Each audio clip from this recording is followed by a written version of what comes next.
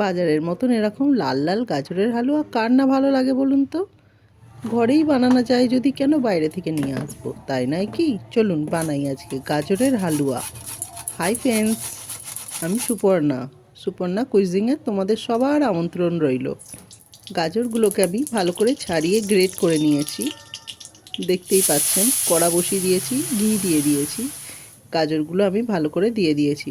জল যতক্ষণ শুকনো হবে, আমি খোয়া ক্ষীর নিয়েছি।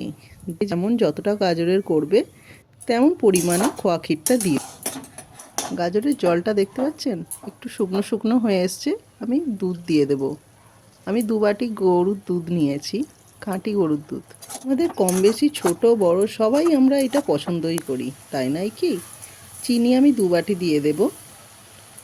আমাদের মিষ্টি একটু বেশি খায় বলে আমি মিষ্টিটা একটু বেশি ব্যবহার করলাম।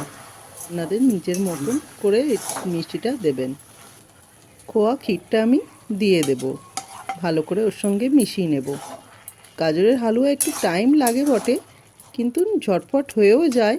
আর বাজার থেকে আনার থেকে আমার মতে বলে ঘরে তৈরি করাটা বেশি বেটার, শরীরের পক্ষেও খুব ভালো। গাজরের হালুয়াটা তৈরি হয়ে গেছে, আমি ঘি দিয়ে দেব।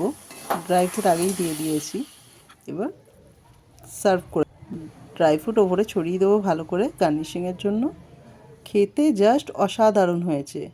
লাইক অ্যান্ড সাবস্ক্রাইব করতে ভুলো না। Thank you.